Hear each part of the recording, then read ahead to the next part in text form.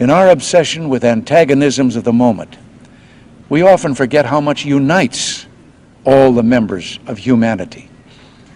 Perhaps we need some outside universal threat to make us recognize this common bound. I occasionally think how quickly our differences worldwide would vanish if we were facing an alien threat from outside this world.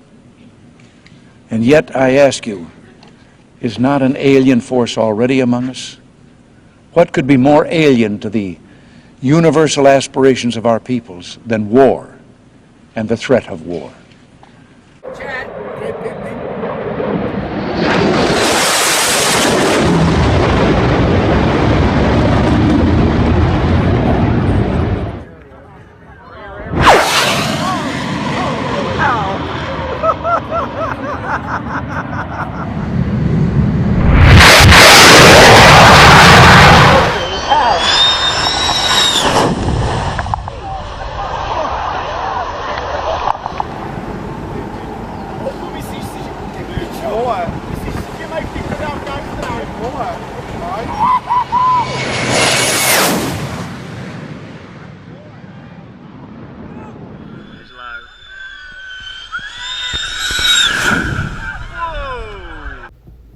Shalom, I give all honor, glory, and praises to Yahweh, Ba'ashem, Yahawashi, Ba'ashem, Rakal I give double honors to our apostles and elders of Great Millstone.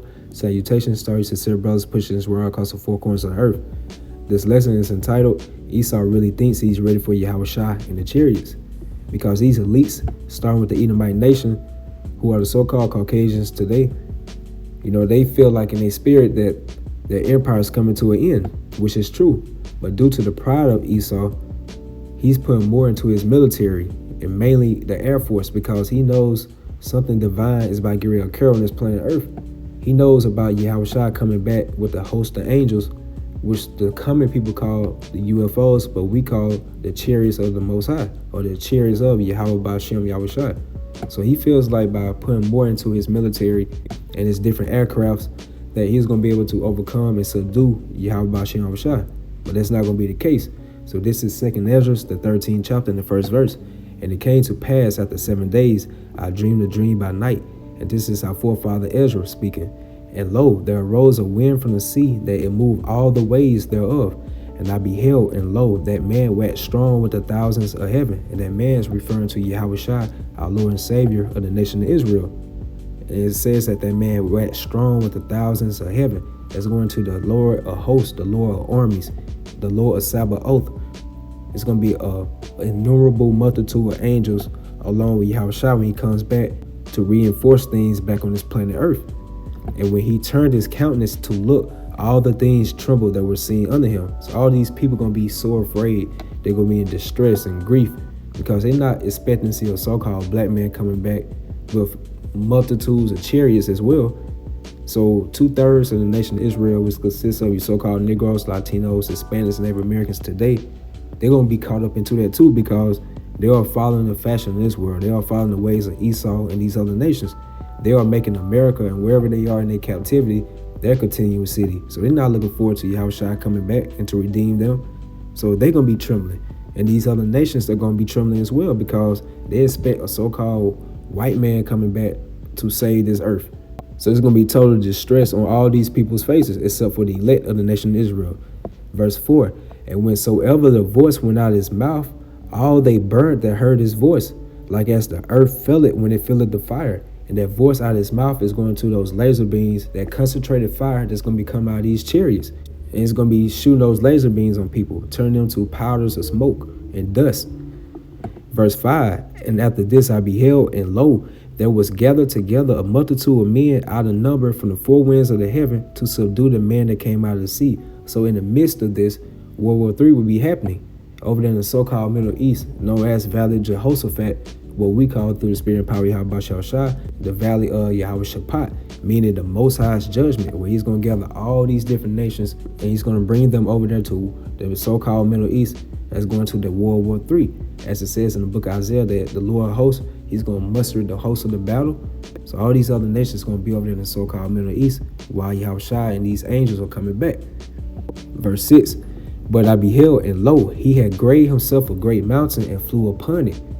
So Ezra, in his dream, he's referring this massive fathership as a great mountain. So that's the best words he could use in his terminology back in that time frame. It was so massive, it was like a great mountain. He said, and flew upon it, meaning Yahawashi, he's going to be standing on top of this massive fathership. But I would have seen the region or place where out the hill was graven, and I could not.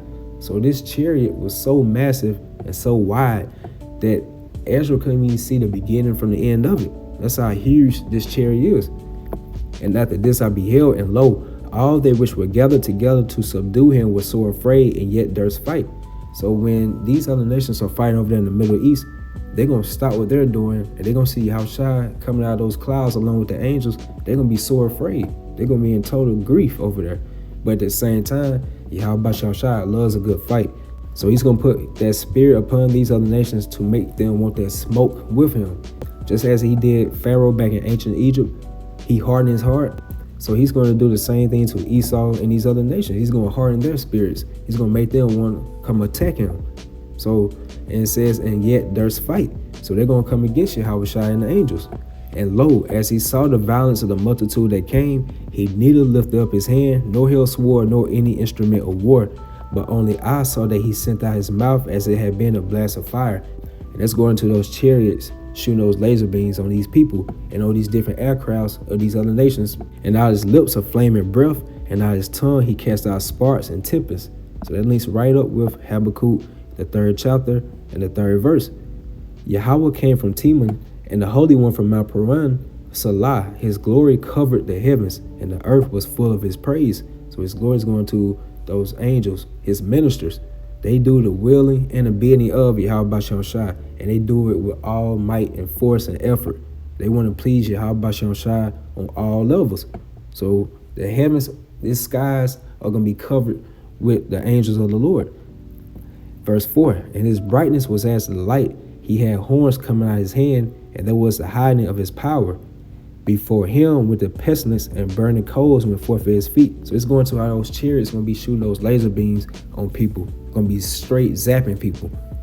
He stood and measured the earth, and beheld, he drove asunder the nations, and the everlasting mountains were scattered. The perpetual hills did bow, his ways are everlasting. So this back in 2nd Ezra, the 13th chapter and 11th verse.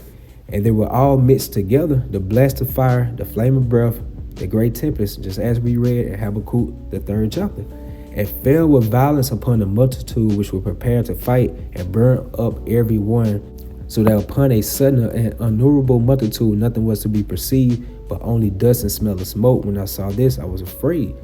So just as you play games back in the day, Killer Instinct, Mortal Kombat, and you notice when you have a flawless victory that you haven't been touched, like your energy bar is still at the top, it's still filled up. That's how Yahawashi is going to be against these other nations. It's going to be a flawless victory. These different aircrafts, they're not going to be able to touch Yahawashi and the angels, because these different aircrafts, they are made or they are imitated just like the ways of the chariots and also the Most High's creations, the birds. So how you going to come against the creator of all things? So he's going to come out with flawless victory. Verse 12, afterwards saw I the same man come down from the mountain and call unto him another peaceable multitude. So let's get Zechariah, the 5th chapter, in the 1st verse. Then I turned and lifted up my eyes and looked, and behold, a flying roll, so a flying saucer. So these chariots are so spiritual that Yahawashi can allow them to have different shapes, sizes, and forms. So as right here, Zechariah in the spirit, he said he see a flying roll. So it's shaped like a roll. And he said unto me, what seest thou? And I answered, I see a flying roll. The length thereof is 20 cubits, and the breadth thereof 10 cubits. So it's different shapes, sizes, and forms. Then said he unto me, this is the curse that goeth forth over the face of the whole earth. So that curse or that misfortune is going to be to 2/3 of the nation of Israel that follow the ways of this world. They love this lifestyle. And it's also going to be that misfortune to the rest of these other nations, because they have no type of salvation. Only the elect of the nation of Israel.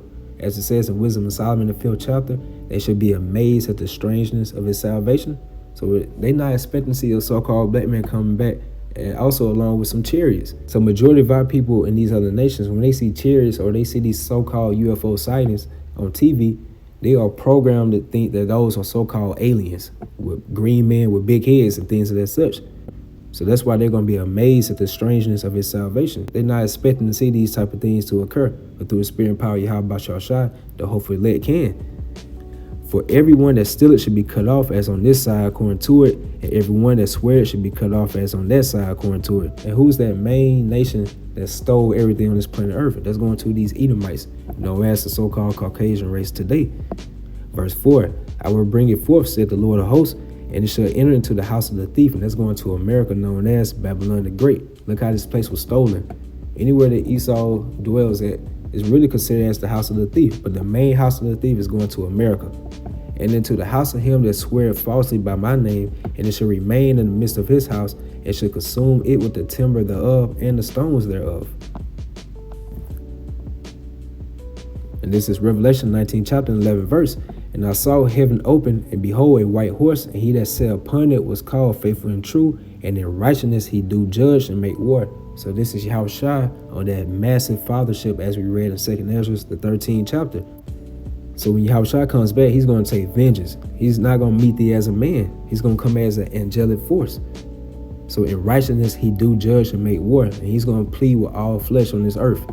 Verse 12, his eyes were as a flame of fire, and on his head were many crowns. So many crowns is symbolizing how all these other nations are in lead right now. Yahawashi is going to subdue all of them. So you have the so-called Chinese thinking they're going to be able to be the next power coming up as far as rulership. You have the Russians think they're going to be the next power coming up as far as rulership.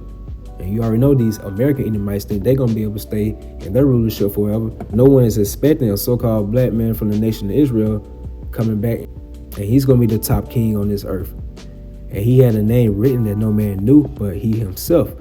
And he was clothed with a vesture dipped in blood, and his name is called the Word of Yahweh. And the armies which were in heaven followed him upon white horses, clothed in fine linen, white and clean. That's going to the angels again. They ride along with Yahawashi, doing the bidding of Yahweh Ba'ashem Yahawashi. Verse 15, and out of his mouth goeth a sharp sword, that with it shall smite the nations, and he shall rule them with a rod of iron, and he treaded the winepress of the fierceness and wrath of the almighty power. So this is going to those chariots. When they coming back with force.